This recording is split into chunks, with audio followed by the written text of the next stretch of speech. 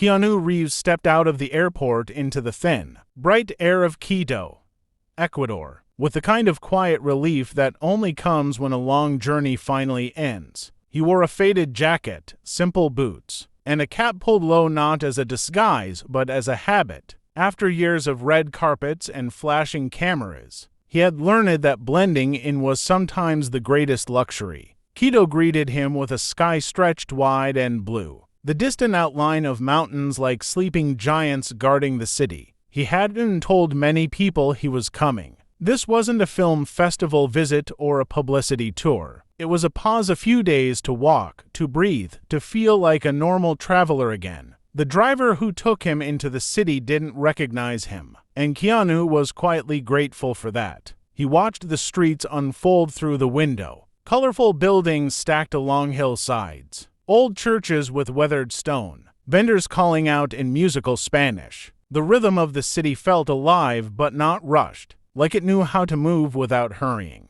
After checking into a modest hotel near the historic district, Keanu went out on foot. He liked cities best this way, when you could hear them instead of just seeing them. The streets were busy with people heading to work, tourists lifting phones for photos, and shopkeepers arranging their displays. The smell of coffee and street food mixed in the air, warm and inviting. He stopped at a small stall and, with careful, slightly broken Spanish, ordered something he couldn't quite pronounce. The vendor smiled, anyway, and handed him a paper-wrapped snack that tasted better than he expected. He wandered through narrow streets lined with balconies and old wooden doors, occasionally pausing to admire a mural or the view opening suddenly between buildings. No one paid him much attention, and that was exactly how he liked it. For a while, he was just another traveler with a backpack, another face in a city full of stories. Near a small plaza, he sat on a bench to check a folded map he'd picked up at the hotel. He wasn't lost, exactly, but he wasn't sure where he wanted to go next either. He pulled a small notebook from his bag, the kind he used to jot down thoughts, sketches, or bits of dialogue that came to him at odd moments. As he tucked it back inside, he didn't notice the way a nearby street had grown slightly louder, or how a few people had started to look in his direction.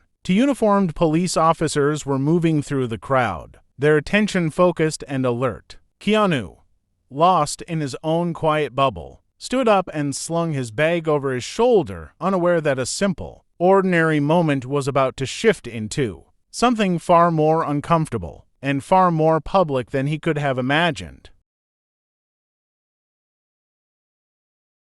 Keanu had taken only a few steps away from the plaza when he heard a voice behind him, firm, polite, and unmistakably official. He turned to see the police officers approaching, their expressions neutral but focused. For a brief second, he wondered if they were speaking to someone else. The street was busy, full of motion and noise. But when one of them gestured toward him and repeated the request, it was clear he was the one they wanted. He stopped and offered a small, respectful nod. Years in different countries had taught him that calm was the best first language. One officer spoke in quick Spanish, pointing gently toward Keanu's bag, then toward a nearby open space beside the sidewalk. Keanu caught only pieces of the words, but the meaning was clear enough. They wanted to check something. "No problem," he said, his accent thick, his Spanish careful and slow. He slipped the bag from his shoulder and held it out. The gesture was simple, cooperative, but it was also the moment people around them began to notice. A woman selling fruit paused mid-sale. Two tourists slowed their steps. A small circle of attention formed, not dramatic, not loud, but curious in that quiet, human way that makes a moment suddenly feel heavier. Keanu could feel it, the subtle shift from being invisible to being seen. The officers opened the bag and looked inside. A notebook, a water bottle, a folded map, a paperback book with a creased spine. Everything was ordinary, almost boring. Still, they exchanged a look and asked him another question, this time gesturing toward the plaza behind him. Keanu tried to explain that he was just walking, just visiting, just enjoying the city. The words came out slower than he wanted, tangled in grammar he didn't fully trust. One of the officers asked for identification. Keanu handed over his passport. The moment it left his hand, he felt a strange, familiar tightness in his chest, not fear exactly, but exposure. He stood there while they looked at it, while they spoke quietly to each other, while the crowd's curiosity sharpened. But staring anyway. He kept his face calm, his posture relaxed. But inside he felt the uncomfortable heat of being judged without knowing why. Not as a movie star, not as anyone special, just as a stranger who had somehow become suspicious. One of the officers said something again, longer this time, and Keanu had to ask him to repeat it, apologizing for his Spanish. The officer's expression didn't change, but the patience in it thinned just slightly. The street seemed louder now, closer. Every sound, footsteps, voices, the call of a vendor felt sharper, more present. He realized then that this wasn't going to be a quick, forgettable moment. Whatever the misunderstanding was, it had already grown roots in public view. And as the officers gestured for him to come with them, just a few steps away from the crowd, Keanu understood that the quiet anonymity he'd been enjoying all morning had officially come to an end. The walk to the police station was short, but it felt much longer to Keanu.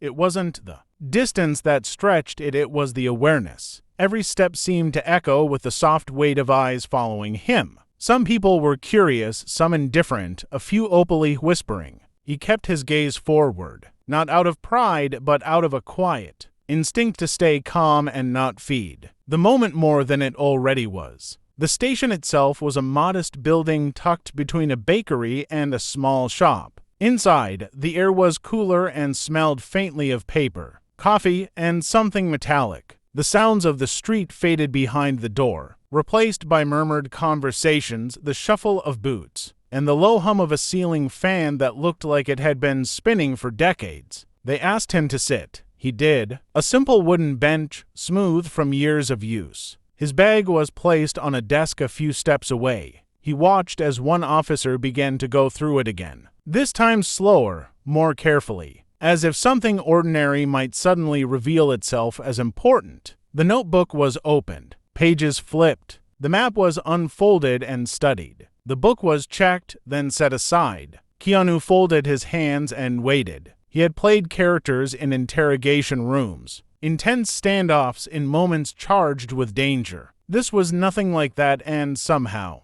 that made it more uncomfortable. There was no drama, no shouting, no threat, just the quiet, steady pressure of being held in a space where you weren't in control of the clock anymore. A few questions came, one after another. Where are you staying? Why are you here? How long will you be in the city? He answered as clearly as he could, repeating himself when needed, searching for the right words in Spanish and sometimes slipping back into English without meaning to. Each time that happened, he saw the same small pause, the same brief exchange of looks between the officers. Time stretched. Minutes began to feel like something heavier. He became aware of small details, a chipped mug on the desk, a crooked calendar on the wall, the way sunlight fell in a narrow stripe across the floor. He also became aware of himself, of how strange it was to be sitting there, anonymous in intention but not in face, even if no one had recognized him yet. What unsettled him most wasn't fear of punishment. It was the quiet uncertainty. Had he misunderstood a sign? Walked somewhere he shouldn't have? Was there someone who looked like him they were actually searching for? The questions stayed in his head, unanswered. When an officer finally picked up a phone and began speaking quickly in Spanish, Keanu felt a subtle shift in the room. Whatever this was, it wasn't finished yet. The misunderstanding had grown beyond a simple street stop, and for the first time, he wondered how long it would take before someone realized that a very ordinary mistake had turned into something much bigger. Officer on the phone spoke in a low, rapid voice, turning slightly away as if the walls themselves could listen. Keanu watched him, trying not to read too much into every pause, every change in tone. He had learned long ago that waiting rooms, whether in hospitals, airports, or places like this, had a strange way of stretching time until it felt almost unreal. Another officer entered the room, older than the others, with a calm, measured presence that subtly changed the atmosphere. He didn't rush. He listened first. There was a brief exchange in Spanish, quick but controlled, and then a few glances in Keanu's direction, not suspicious this time, but curious. The older officer picked up Keanu's passport and studied it more carefully. He frowned slightly, then looked up at Keanu's face, then back down at the photo. Something shifted in his expression, not recognition like a fan, but understanding, as if a puzzle piece had finally clicked into place. He said something to the others, slower this time, more deliberate. One of the younger officers responded, a little defensive,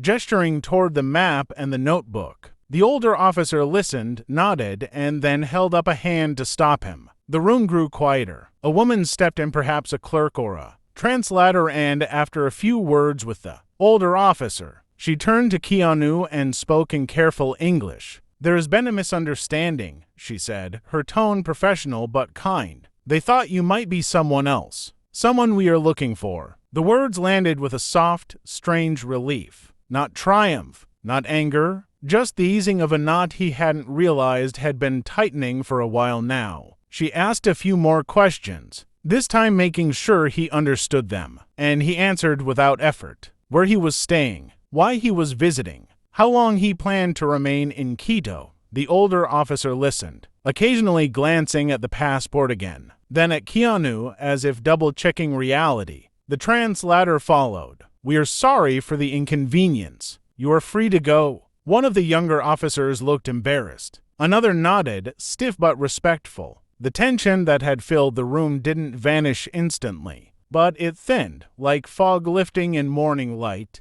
Keanu stood, shouldered his bag, and thanked them for the explanation, for their time, for doing their jobs. It wasn't something he said out of obligation. It was simply how he moved through the world. The older officer met his eyes and gave a small, sincere nod in return. As he walked toward the door, Keanu felt the strange aftertaste of the experience, not anger, not even frustration, but a quiet awareness of how easily ordinary moments could tilt into something else. Outside, the city was still there, still moving, still alive, but he knew he wouldn't forget how quickly a simple walk through a beautiful place had turned into a lesson in humility, misunderstanding, and the fragile line between being unnoticed and being judged. When Keanu stepped back onto the street, the afternoon light felt different, warmer, softer, as if the city had quietly decided to welcome him again. The noise returned in layers, traffic humming, voices rising and falling, a vendor laughing somewhere down the block. Life hadn't paused for his small, strange detour. It had simply kept going. For a moment, he stood there, adjusting the strap of his bag on his shoulder, breathing in and out until the last tightness in his chest faded. A few people across the street still looked his way, curiosity lingering like an echo. Someone whispered, someone else shrugged and moved on. The moment was already turning into just another story the city would forget by evening. One of the officers stepped outside behind him. He looked younger up close, less official, more human. He hesitated, then spoke, searching for the right words in English. "I'm sorry," he said simply. "We made a mistake." Keanu smiled, not the practiced smile of a public figure, but the small, tired one of a traveler who'd had a long day. "It's okay," he replied, and he meant it. They stood there for a second in an awkward, quiet truce. Then the officer offered his hand. Keanu shook it, firm and respectful. There were no cameras now, no crowd pressing in, just two people acknowledging that something uncomfortable had happened and that it was over. As Keanu walked away, he felt lighter but also more thoughtful. Fame, he knew, was a strange shield. Sometimes it protected you. Sometimes it vanished completely, leaving you exactly where everyone else stood, subject to the same doubts, the same misunderstandings, the same quick judgments. Today, it had been the second kind. He turned down another street, one he hadn't planned to take, and let himself get a little lost again on purpose this time. He bought a coffee from a small shop and sat by the window, watching the city move. People argued, laughed, hurried, stopped. The world went on, beautifully messy and human. He opened his notebook and wrote a few lines, not about the police, not about the embarrassment, but about perspective. about how easy it was to assume and how powerful it was to choose patience instead. He closed the notebook, finished his coffee, and stood up, ready to keep exploring. The incident would fade into memory, a story he might tell someday or might keep to himself. But the lesson would stay. Dignity wasn't something others gave you. It was something you carried especially. In the moments when it would be easier to drop it,